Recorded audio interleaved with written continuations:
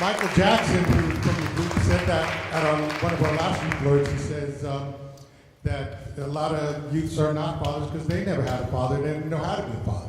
Not that that was an excuse, but excellent.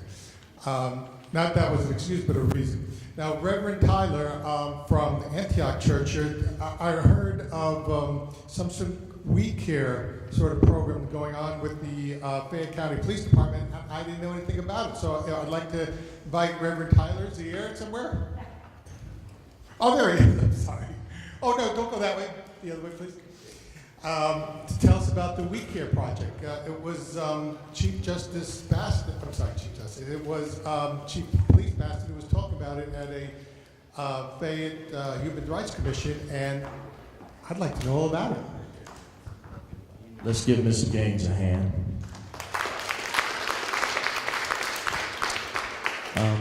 I would like for all of the We Care children that are present, along with the mentors, to come take the stage. Come on, kids. Come on, come on.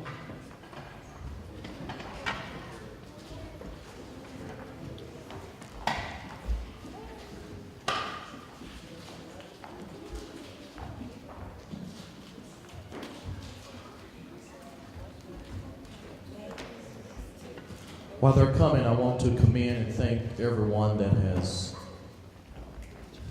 thusly spoken and shared some very important information and also some real life stories. I think all have played a tremendous part. Let's give everyone a hand that has come so far. Thank you so much. I didn't ask the kids to come up here to impress, but rather to express. When I was coming up, there were at least five important influences that occurred within the community. There were at least five. There are more. The number one influence when I was coming up, number one, was family. Number two was church. Watch me. Number three was school, the school teacher. Number four, media. And number five, peer pressure or peers. Fast forward today, the number one influence upon young people today is not family, it's not the church, and it's not the school system, and it's not media, it's peers. Number one, because they want to identify with one another. Media is now number two. I can remember back in the day the Marvelettes, Four Tops, the Spinners. I can remember Bugs Bunny. Groups like Run DMC. Fast forward today, Young Jock, Young Boozy, Lady Gaga, Nicki Minaj, and I can go on and on and on. Rick Ross. I can go on and on and on and on. Listen to the songs. Listen to the lyrics of what they're singing about. What are you saying, Pastor? I'm saying this. The reality is the reality. It's not hopeless, but it's very challenging. They want to identify with their peers. AIDS epidemic is not just sexual. What is happening, young people who are told you can't pierce your body, we won't pay for that by parents, so what they do, they have group piercing. And in the group, they all sit around, and there's a needle that's passed, unknowing to them, somebody in the group is infected with HIV.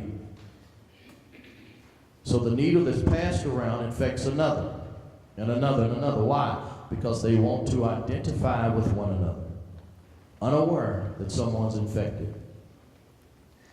School systems have changed as far as the dress is concerned due to the fact that if I'm from the projects, I can't wear the $85 tennis shoes or the real nice coat or the real nice dress. So now I'm looked down upon, so I attack those that don't dress like me. Or I will shoot you down at the bus stop if you have on a $150 coat that I cannot afford. So what happens, the school system now says you must all be uniform now. What am I saying? Peers are developing their own little family units where there are no fathers. Brother David, the peer groups become fathers. That's their people, that's their family. And there's a code that they have, Mr. Gaines, that they keep within themselves. And it's hard to get through the code to identify with where they are. Why? Because we don't trust you. Because we've never had too many people we could trust. So we can't let you into our little family, our little unit, our little code, until you develop a relationship with me.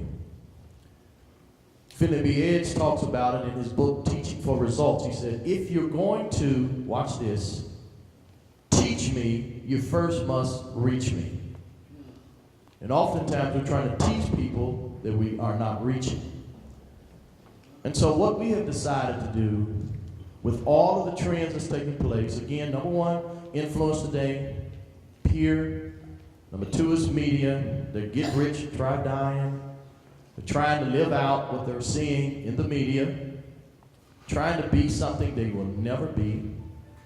Number three, the third influence today, it is not the church.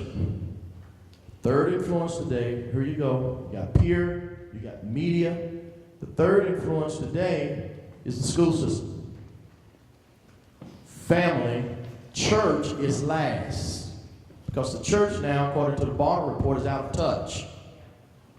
So if I don't look like you when I come into your church, I can't identify with you. Because now you talk about me because I dyed my hair purple and I got on big gold earrings, or I had a child out of wedlock, so now you don't want to identify with me.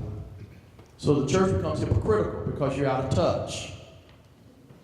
The only difference between some of them and some of us, they got caught, we didn't. So now the judicial system, family court system, now they're trying to tie in with communities and say, hey, we need help. How can we partner together? We Care Ministry was birthed from a young man that told his story. Picture in your mind a young man who eats out of garbage cans, who does not have a father in his home. His mother is beat up on all the time, abused by different men. He's a problem child in school. Nobody wants to identify with him because they have diagnosed him as being a sick child. So they want him on medication. So now he walks the hallways like a zombie, popping a pill. Nobody understands me. All this anger management is built up inside of him. He's put out of school. He hangs out with the boys, peers. He identifies with the boys because the boys can identify with him. He now becomes them. They become him. He grows up in a society that tells him that you're not nothing, you'll never be nothing. And so the only thing he believes that he can do is what his peers does. But there was one shining star in his life, and it was a school teacher who saw something in him that nobody else saw. And that was he had the ability to write.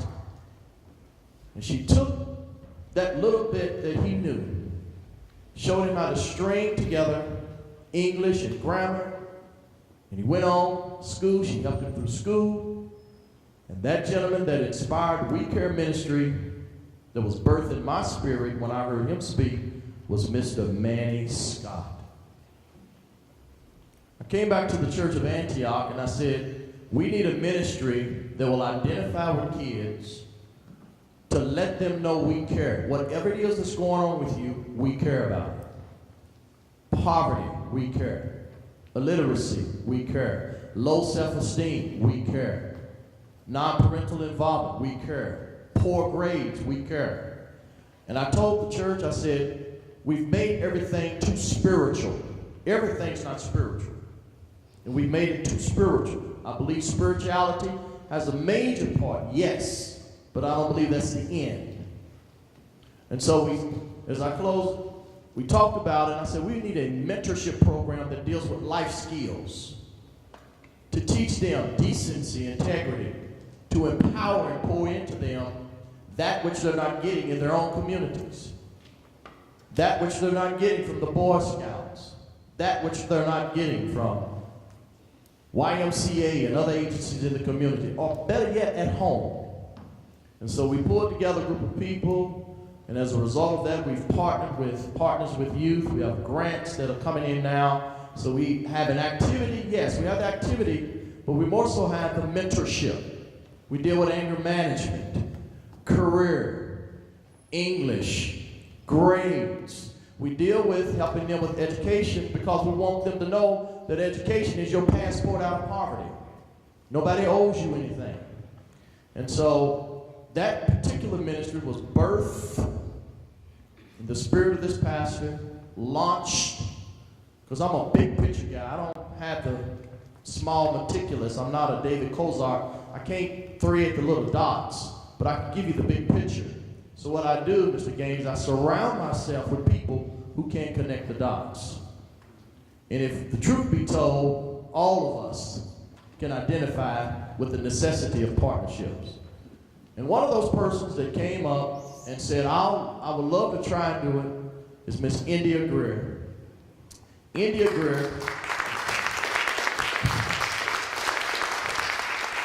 who didn't know a thing about community initiatives from the perspective, didn't know a thing about grants, and I'm not demeaning her, but didn't know a thing about it, but said, I'm a parent, and God has put her in a strategic local community where she can touch so many kids, and on any given week, 40 to 50 plus kids. Matter of fact, we got 3 vans and still don't have enough transportation to go pick up kids because what is happening, peers are identifying with one another. And they want to come out of the jungle into something that is holistic.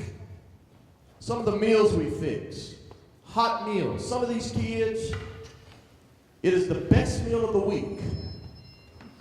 The environment that we create at no cost, and we have programs, we have activities, and so what you see here are some of the participants of the We Care ministry. And Indy, I want you to come and just say a word, and then I'll try to entertain questions, because I can go on and on and on. Give her a hand, y'all. Give her a hand.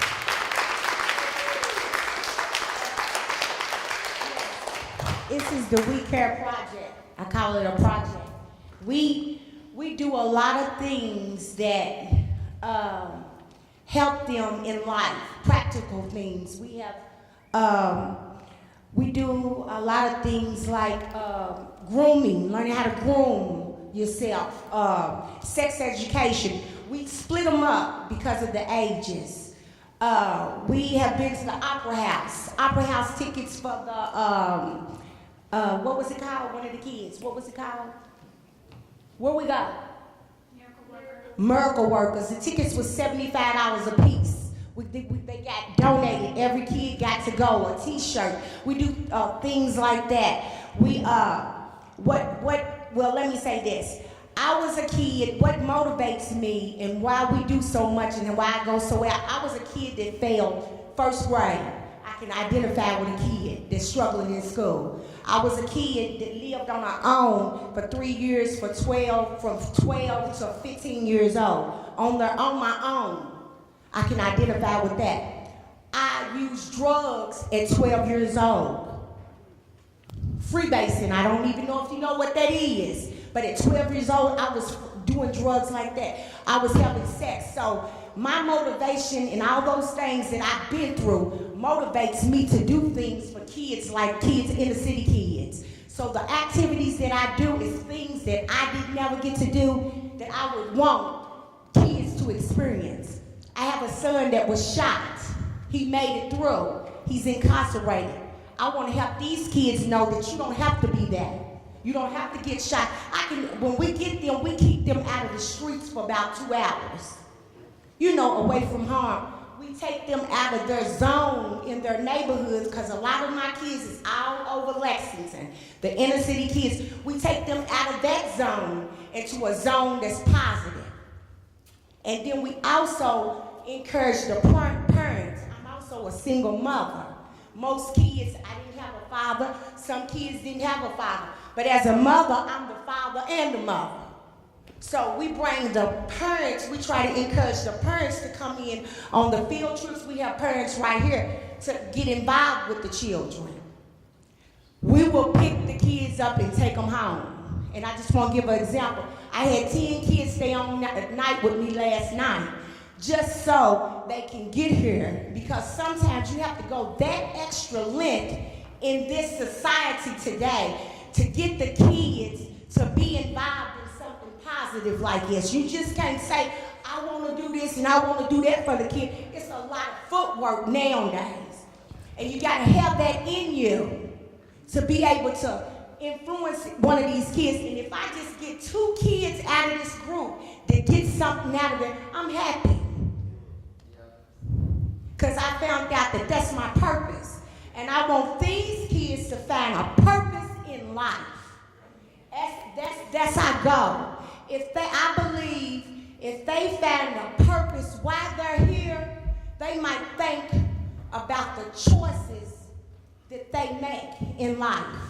And also, one more thing, we also teach them that the choices that they do make in life, it affects your mama, your daddy, your sister, your cousin, the community, the school, the preacher, the teacher. So the choices that they make, it affects everybody around them, not just themselves. So we try to put that in their head. And that's what the We Care Project is. All right. I now know what the We Care Project is. Gosh. I have a question for you, Reverend Todd. We agree, peers. That's not the way it should be, right? That should be their number one influence. Is that right? I'll agree with you. Let me do it this way, if I can, like the old preacher said, I'm gonna cut across the field. What you have, Mr. Gaines, is a heritage issue. When I say heritage, watch this. The Jews can relate, they're taught that they are the seed of Abraham. Muslims are taught to follow Muhammad. Even immigrants that come over here have something to strive for because they have a heritage, a root, a foundation. What is happening now, since this generation is birthed into a generation that does not have that foundation, they have a hard time returning back to a solid heritage or foundation.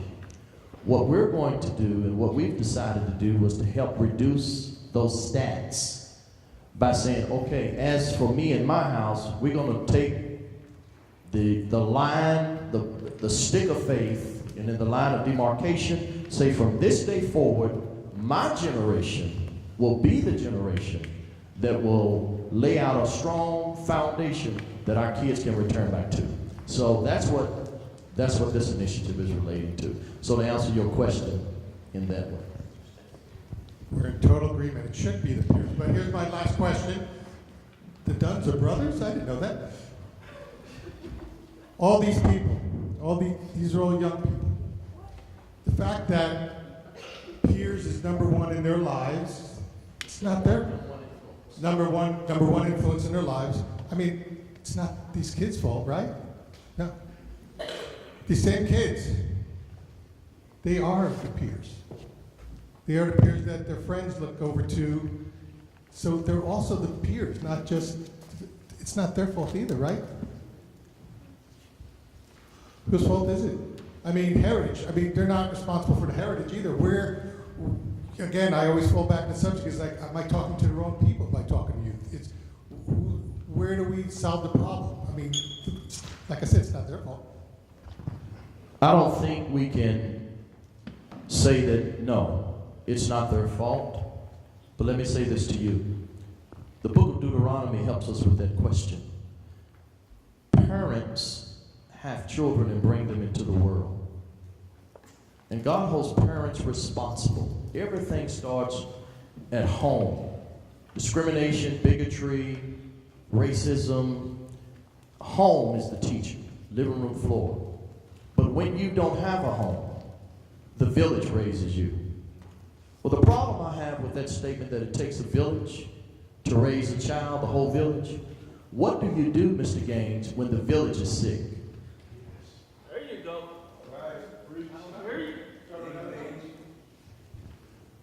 The church must empower the village to get well. If you want to see transformational ministry, here it is, and I'm done. If you want to gauge the temperature of the community, stick the thermometer down the throat of the church. Because it is my contention that the church is America's only hope. So we must help transform the community and not be guilty of shaking around in the salt shaker on Sunday morning without spreading salt. So as we do that, we partner, because it's about partnerships, even slavery, the Underground Railroad, it's about partnerships. We understand that. But I still believe today, in my heart of hearts, that the village is now sick, and we as a people, the people of God, partnering with other people who are for the betterment of humanity, we can help some of the village, because some of the village don't want to get well.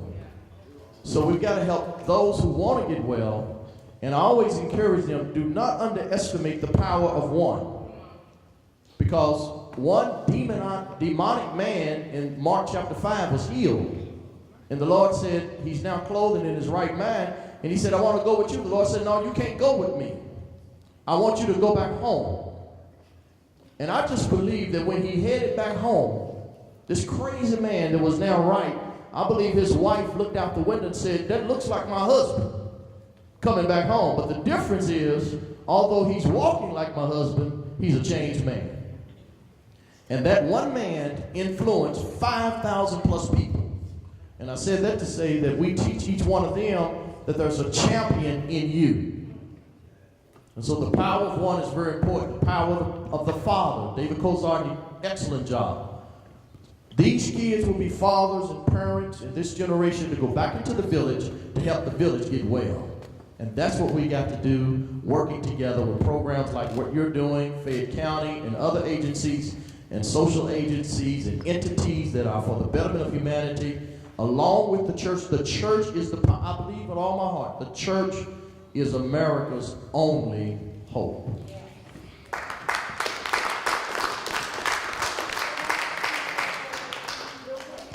I just want to make sure that the kids know and other people know that, mostly the kids know that sometimes these parents we have, and me as a parent, we never learned how to be a parent.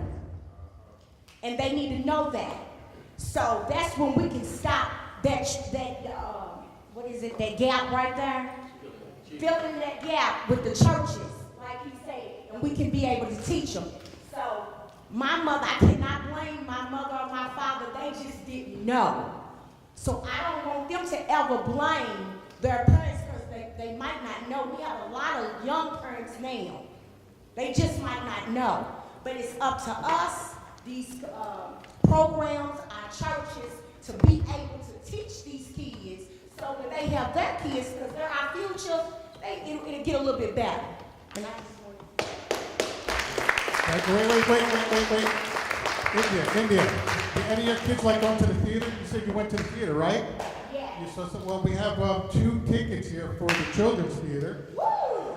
And if you have card number 55, it's yours. And look on the back of your LEX sticker that we got from the Visitors Bureau. 55. 55. Number what? 55. We have a winner?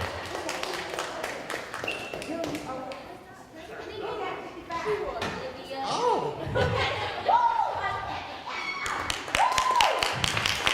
Thank you, children. Two tickets is coming. Let me see, 2 tickets by the end of May 2014 to 7 p.m. performance for 2 people. Have a good time. I'm not busy. Also, any of your kids go to the Carnegie Center? Yes. Well, we have a discount from the Carnegie Center, 25 gift certificate for, this is 58. Does anyone have 58? You what? You have 58? Call another one? She had. 58, I take your word for it. Yeah, she's got 58. I believe it.